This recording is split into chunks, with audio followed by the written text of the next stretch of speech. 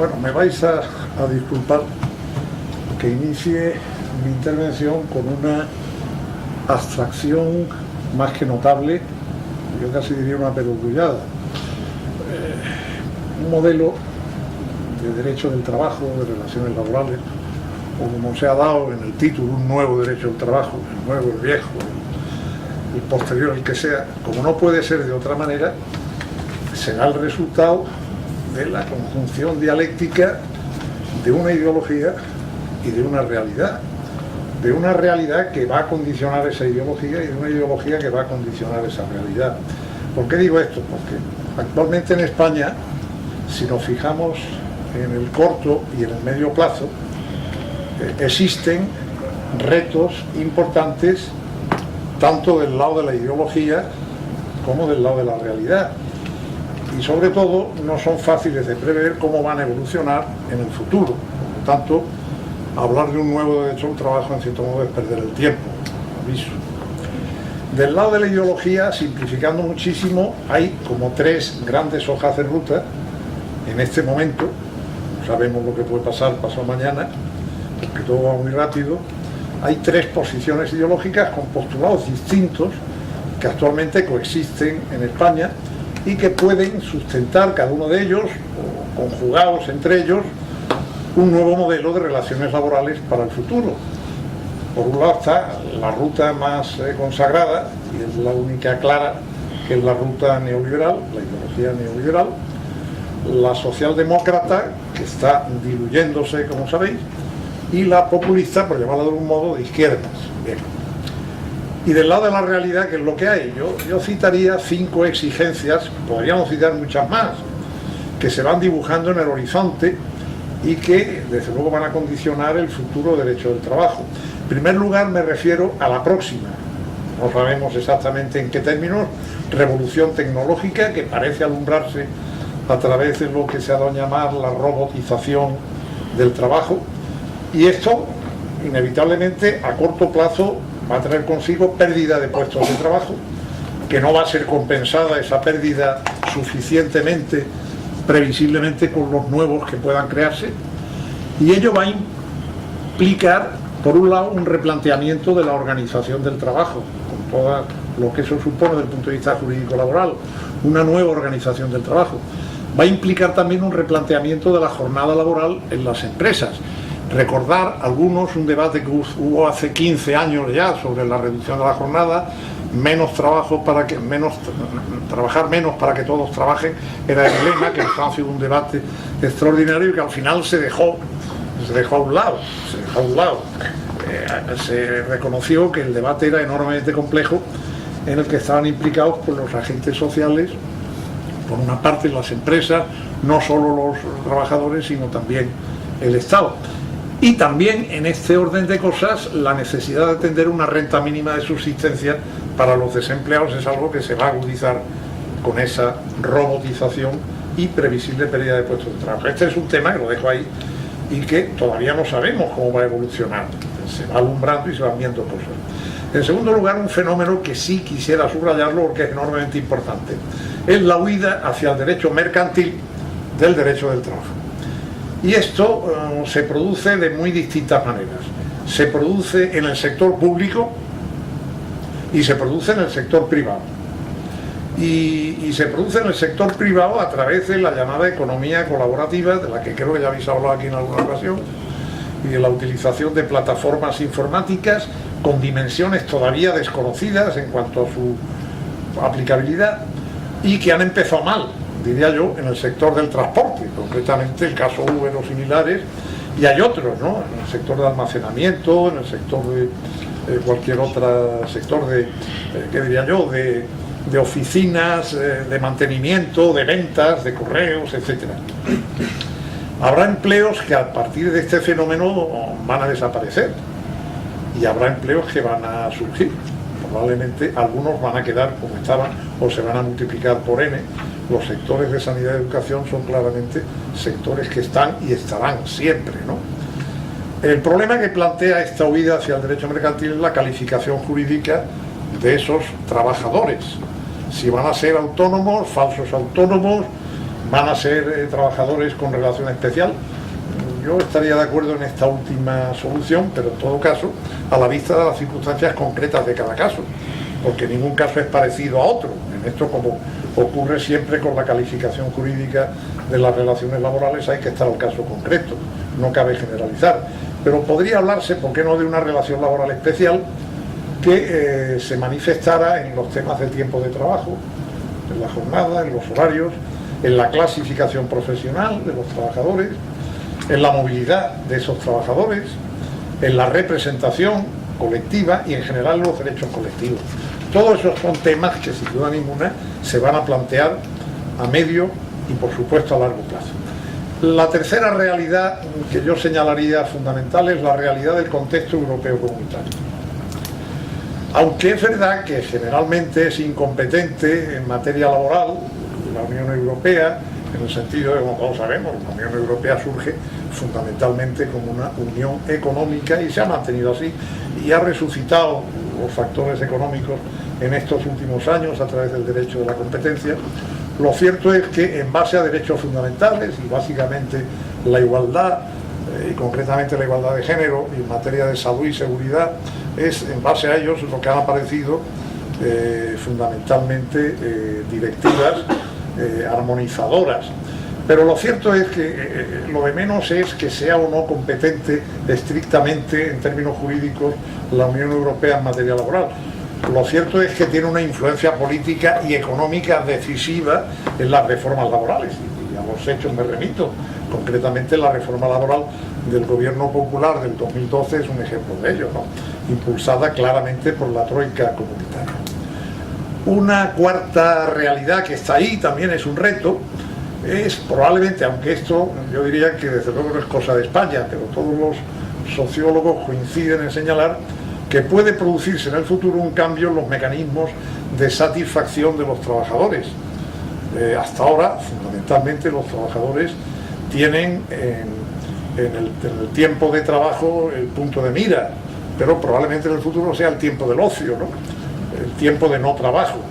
Por tanto, el impacto del salario o de la promoción en el trabajo parece que pueden durar poco y que la gente puede primar en el futuro más el ocio, pero insisto, este no es desde luego un problema que pueda afectarnos a corto ni a medio plazo a este país. Y por último, y en quinto lugar, el alcance y la duración de las crisis económicas y su eventual renovación. Esta es una realidad que está ahí y que va a condicionar sin duda ninguna ese futuro derecho al trabajo. Pero de todo esto, que sin duda es cierto va a condicionar el futuro derecho al trabajo, es muy difícil hablar, más allá de hacer meras conjeturas. Por eso decía que en cierto modo es perder el tiempo el detenernos demasiado en estos temas que todavía no están configurados suficientemente, ¿no? Por esa razón yo me voy a referir más modestamente al corto medio plazo y en España, y señalando algunas de las cuestiones que a mi juicio hoy y ahora constituyen problemas reales, con crisis o sin crisis económica, en el mundo de las relaciones laborales. Me voy a referir brevemente a 5 cuestiones. 3 del orden individual laboral, del derecho individual del trabajo, y 2 del derecho colectivo, me parecen claves. La primera de ellas, del derecho individual, los temas de la contratación y en concreto la temporalidad de la contratación. Dejarlo sobre la mesa, no voy a insistir mucho porque es el tema más conocido de todos. En segundo lugar, y relacionado con el anterior, probablemente el de la descentralización productiva, el tema de la regulación de las contratas y de las subcontratas de obras y servicios y similares contratos. En tercer lugar, un tema que siempre que hablo me gusta subrayarlo porque creo que es fundamental y es la clave de una futura reforma laboral seria de los derechos laborales, que es la formación profesional continua en las empresas. Es decir, el reciclaje permanente de los trabajadores. En el orden colectivo, plantear los problemas de la negociación colectiva, que no son pocos, a partir de la reforma del Gobierno Popular, y los procedimientos de solución de los conflictos laborales, y en concreto la promoción, esta es mi opinión naturalmente, de los procedimientos de solución extrajudiciales, conciliaciones, sobre todo mediaciones, y acaso, en menor medida, pero también los arbitrajes. Pero en el bien entendido de que además de estos 5 puntos hay infinidad de ellos, podríamos plantear muchísimos más. los temas de movilidad, los temas de modificación de condiciones, los temas de seguridad y salud, los temas de derechos fundamentales de los trabajadores, etcétera. Y en el bien entendido además de que existe una clara interrelación entre todas estas materias. Cuando se incide sobre una, esa incidencia afecta a otras y viceversa. Por lo tanto, es muy difícil regular compartimentadamente una materia. Comienzo simplemente lanzando sobre la mesa 4 ideas sobre la contratación laboral temporal. Primera idea, una de las lacras del derecho laboral español, sin duda, es la alta tasa de temporalidad en la contratación que tenemos, que antes de la crisis económica se llegó a triplicar la media comunitaria y que después de la crisis se ha bajado a un 25% aproximadamente. Aunque la mayoría de los nuevos contratos son temporales, como sabéis. Y esto, sobre todo, o al menos de una manera muy importante, no solo en el sector privado, sino en el sector público, léanse sanidad, educación, entre otros. Bueno, a estas alturas todos coinciden, tirios y troyanos, empresarios, sindicatos, trabajadores, en que la contratación temporal, que podríamos llamar patológica, la excesiva, no la fisiológica, la que siempre habrá, lógicamente, por razones económicas, tiene unos efectos perversos, sobre todo para la seguridad social: altos costos de desempleo, presión financiera mediante la disminución de las cotizaciones a la seguridad social; para los sindicatos, escasísima afiliación de los trabajadores temporales, contradicciones reivindicativas entre temporales y fijos; para los trabajadores, inestabilidad laboral, imposibilidad de un proyecto de vida. El ejemplo que siempre se pone son los préstamos bancarios, lo primero que te piden es la nómina, si eres fijo no lo eres. Dificultades para la formación profesional continua, a la que antes me refería, de los temporales. Alta siniestralidad, que va unida normalmente a la temporalidad, y falta de espíritu de empresa, absolutamente necesario en algunos sectores de actividad, por ejemplo en el sector de hostelería, por poner un ejemplo claro. Del lado empresarial, dumping social entre empresas que abusan de los contratos temporales y empresas de toda la vida, ralentización en general de la demanda de bienes y servicios, y un dato que afecta fundamentalmente a España, y lo hemos sufrido con la crisis económica en estos años, que las crisis empresariales, no la gran crisis, sino las pequeñas crisis en las empresas, se resuelven, o se han resuelto y se siguen resolviendo, esta es la mentalidad empresarial, mediante medidas extintivas, mediante la no renovación de los contratos temporales, mediante los despidos, frente a lo que suele ocurrir en países de nuestro entorno, en donde ante la crisis se utilizan, antes que las medidas extintivas, medidas suspensivas de los contratos o medidas modificativas de todo orden, incluidos los salariales. Las medidas adoptadas hasta ahora para combatir el exceso de temporalidad no han dado resultado. Esta es la realidad. Se han adoptado medidas de abaratamiento de los contratos indefinidos, incentivos, reducción de cotizaciones al desempleo, reducción de las indemnizaciones por despido. Se han adoptado también medidas de encarecimiento de los contratos temporales, se han aumentado las cotizaciones por desempleo de los temporales, se ha limitado el encadenamiento de contratos temporales, se ha establecido un número máximo de contratos temporales para las empresas. Y además de estas dos medidas, medidas de facilitación de contrataciones alternativas, concretamente el trabajo a tiempo parcial. Yo no sé, en este momento ya las cosas plantean mayores dudas. Era un dato cierto que en los países que tenían más temporalidad tenían menos parcialidad, que era España. Y en los países que tenían más contratos parciales, más parcialidad, en la contratación tenían menos temporalidad. Aquí hemos llegado al culmen. Ahora mismo tenemos temporalidad más parcialidad. Con las últimas reformas hemos llegado a ese final. Hay dos modos de combatir el exceso de temporalidad en la contratación. La fórmula que se ha ideado fundamentalmente y defendida en este momento políticamente, aunque sin demasiado mordiente, por el Partido de Ciudadanos, que es el famoso contrato único, en el que se establece una escala indemnizatoria para los despidos de los trabajadores en función de la antigüedad de la empresa, que al principio era claramente inconstitucional, claramente atentatoria del derecho comunitario y del derecho internacional, y que andando el tiempo, pues ha temperado los problemas jurídicos, pero el problema real es que a través de esta vía de hacer a todos indefinidos se hacen a todos temporales, puesto que siempre van a tener la espada de Damocles de que les despidan con una indemnización que el empresario pueda asumir razonablemente en el escalón de antigüedad que tenga ese trabajador.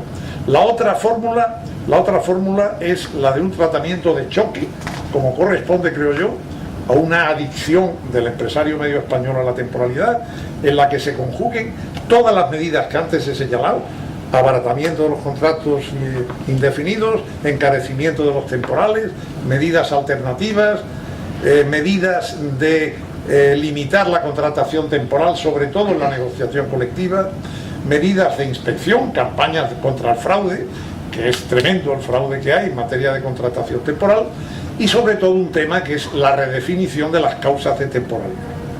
Yo creo que la redefinición de las causas de temporalidad es una clave, si queréis luego hablamos de eso, es fundamental. Más que el tema de las indemnizaciones. Recientemente habréis oído hablar de la sentencia del caso Porras, de Diego Porras, que bueno, pues que ha sido muy sonada y en el sector de la administración pública, y que bueno, pues ha concedido la indemnización de 20 días por año de servicio a los contratos de interinidad, tal. El problema, a mí eso me parece menor, porque en materia de contratación temporal las indemnizaciones son paupérrimas. El problema fundamentalmente es de fraude, y el problema de fraude afecta a las causas. Yo personalmente me inclino por la segunda vía, un tratamiento de choque con muchas medidas a la vez, no como se ha operado hasta ahora, en que las medidas se han hecho a cuentagotas y no todas a la vez. El tratamiento de choque, eso no se ha utilizado hasta la fecha. Bien, segundo gran problema, formación profesional continua. Muy brevemente, un nuevo modelo de relaciones laborales entiendo que debe basarse más en la productividad de los factores de producción, de todos ellos, y también del factor trabajo, frente a lo que ha sido tradicional en España de un modelo de relaciones laborales basado en la competitividad en costos. Una productividad de los distintos factores implica, entre otras muchas cosas, más inversión en tecnología, en I+D+I, fomento de la innovación, mejor organización empresarial, el tema del management, que durante las crisis se olvida y que ahí está, y tenemos los empresarios que tenemos, y esto hay que decirlo, y este conjunto de cosas, en ese conjunto de cosas la formación profesional continua tiene mucho que decir. Actualmente es muy pobre. ¿En qué consiste la regulación de la formación continua? En dos cosas. Todo trabajador tiene derecho a 20 días al año para formarse profesionalmente. Y dos, cuando se produce un cambio técnico en su puesto de trabajo, la ley obliga al empresario a dar formación profesional al trabajador para que se adapte. Y luego, si no se adapta, podrá extinguirle o despedirle por causa objetiva por esta razón.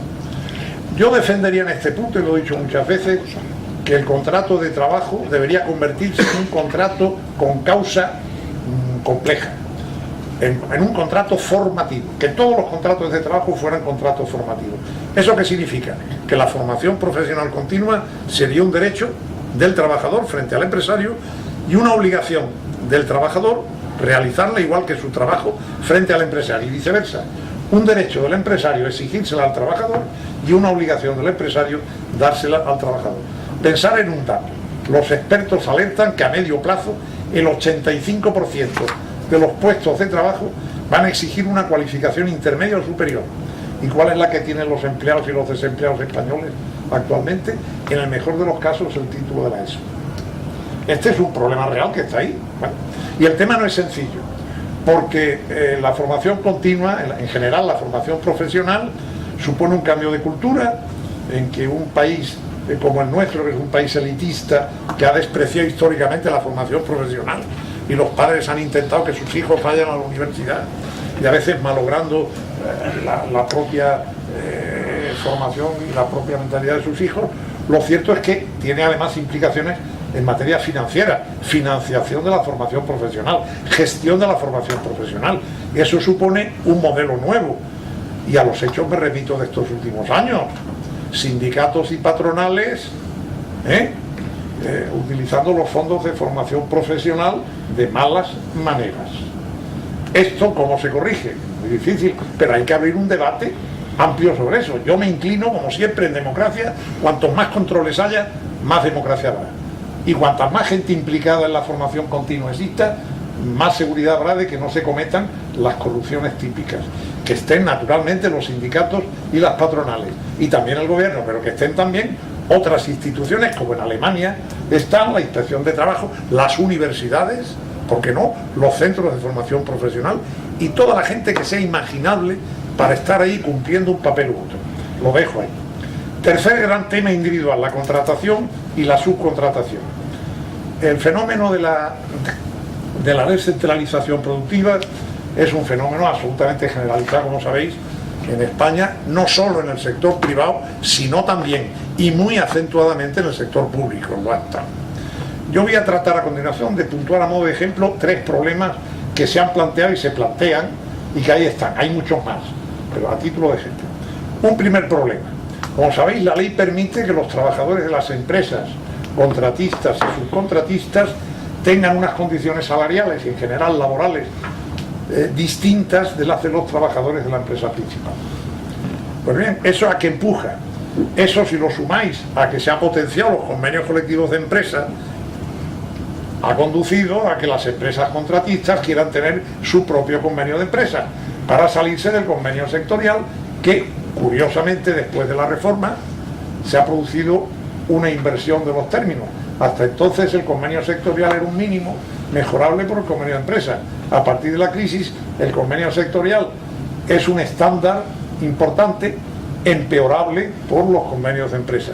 Y eso puede provocar, lo que ha provocado ya, que en determinados sectores de actividad, caso de la hostelería, caso de las empresas de vigilancia, se produzcan convenios colectivos propios a la baja para huir de los aplicables a la empresa principal para poder licitar con éxito. El caso más extremo, conocido de todos, ha salido en la prensa, es el de las limpiadoras de los hoteles, que han pasado a cobrar lo que han pasado a cobrar de una cantidad superior a la anterior, cuando el sector ha ganado un 7% de beneficios durante el año pasado, 2016. ¿Acaso qué podría hacerse? Hay quien defiende ya, concretamente en el Parlamento está en este momento, una proposición de ley planteada por el Partido Socialista, creo, en el sentido de equiparar las condiciones de trabajo del personal de las empresas contratistas y subcontratistas, diríamos de las colonias, a las condiciones de trabajo y salariales de la empresa principal, es decir, a la metrópoli.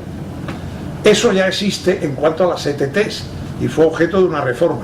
Ahora bien, el tema no es sencillo, porque si eso se acepta y si eso se aprueba, lo que es evidente es que pueden desaparecer las contratas.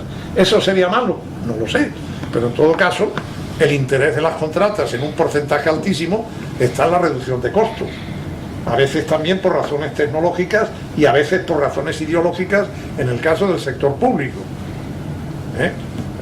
La derecha intenta descentralizar y llevar al sector privado cantidad de servicios públicos, y al revés, tema al que ahora me referiré, las reversiones administrativas, que es el tema.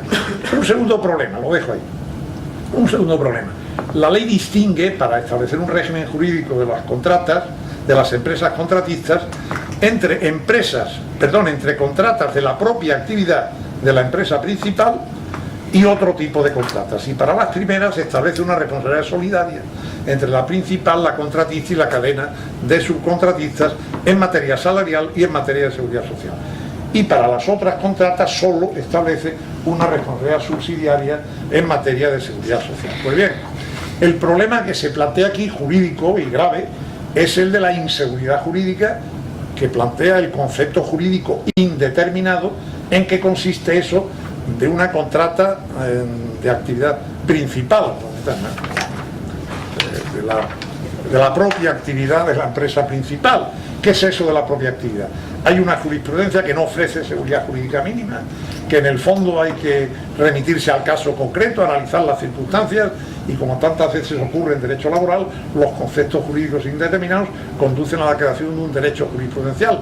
Yo personalmente me inclinaría, y lo dejo sobre la mesa también, como una posibilidad a discutir, no a defender acérrimamente a macho y martillo, sin más. Me inclinaría por suprimir la responsabilidad solidaria en las contratas de la propia actividad a cambio de extender una responsabilidad subsidiaria a todo tipo de contratas, también en materia salarial. Es decir, bajar en intensidad la responsabilidad, pero aumentarla en extensión. Con eso habríamos acabado con el muerto, con la rabia, es decir, el perro se acabó la rabia, es decir, ya no habría que analizar si la contrata es de la propia actividad o no de la empresa principal. Y por último, el tema de la transmisión o sucesión de empresas aplicadas a las sucesiones de contratas, o de contratas no solo mercantiles, de obras y servicios, sino también a contrataciones administrativas en sentido amplio, a encomiendas, a concesiones.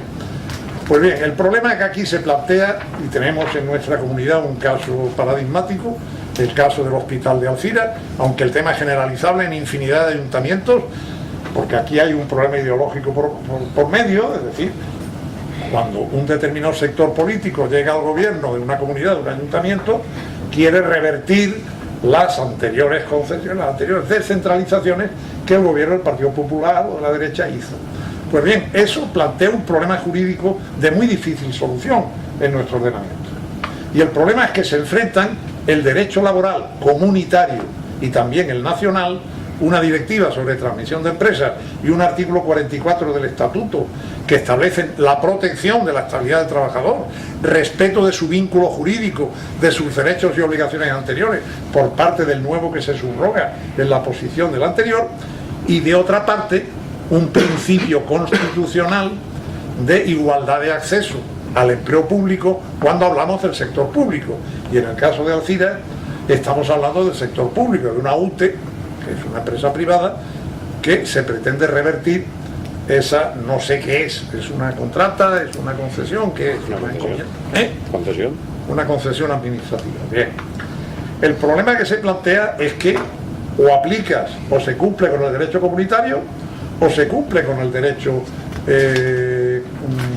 constitucional, porque si uno transforma en indefinidos fijos de plantilla a todos los trabajadores de la antigua UTE, pues está cargándose el principio de igualdad de acceso y todos estarán con la escopeta cargada para efectivamente denunciar el suceso. Y si no, y si haces lo contrario, pues te estás incumpliendo el principio comunitario y el artículo 44 del Estatuto, que el Tribunal de Justicia de la Unión Europea ha dejado muy claro que se aplica al sector público y que debe interpretarse en un sentido estricto como respeto del vínculo contractual. Si con la UTE tenían un contrato indefinido fijo de plantilla, tú no puedes luego transformarlos en temporales o en cualquier otra monstruosa construcción jurídica como la que tenemos en este país, creada por la propia jurisprudencia y luego legalizada por el Estatuto Básico del Empleado Público, que es la figura del trabajador indefinido no fijo de plantilla, que en el fondo es una ilegalidad, es decir, es un trabajador que no ha cumplido con el principio de igualdad de acceso y que está trabajando ahí incumpliendo los principios de capacidad, mérito y publicidad. A mi juicio, ¿cuál sería la solución? Probablemente esta última, mal que me pese, la del trabajador indefinido no fijo de plantilla, pero a mi juicio debiendo pasar por una reinterpretación de la directiva comunitaria por parte del Tribunal de Justicia Comunitario.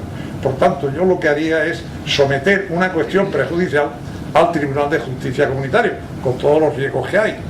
Pero desde luego, aunque no haya previsto la directiva de transmisiones en el sector público nada específico en relación con el principio de igualdad, habría que analizar, lo habéis hecho, supongo, los principios constitucionales españoles que existen desde luego en todos los países y probablemente sea un principio general del derecho comunitario, no lo sé, esto último es una afirmación que no me atrevería a hacer, y a partir de ahí que el tribunal se desdiga de aplicar el principio tal cual al sector público y que incluso pudiera llegar a legalizar desde la jurisprudencia agarraros comunitaria la extraña y monstruosa figura del trabajador indefinido no fijo de plantilla, porque cualquier otra solución supone o incumplir el derecho comunitario o incumplir el derecho constitucional. Bien, supongo que me he pasado ya de tiempo suficiente.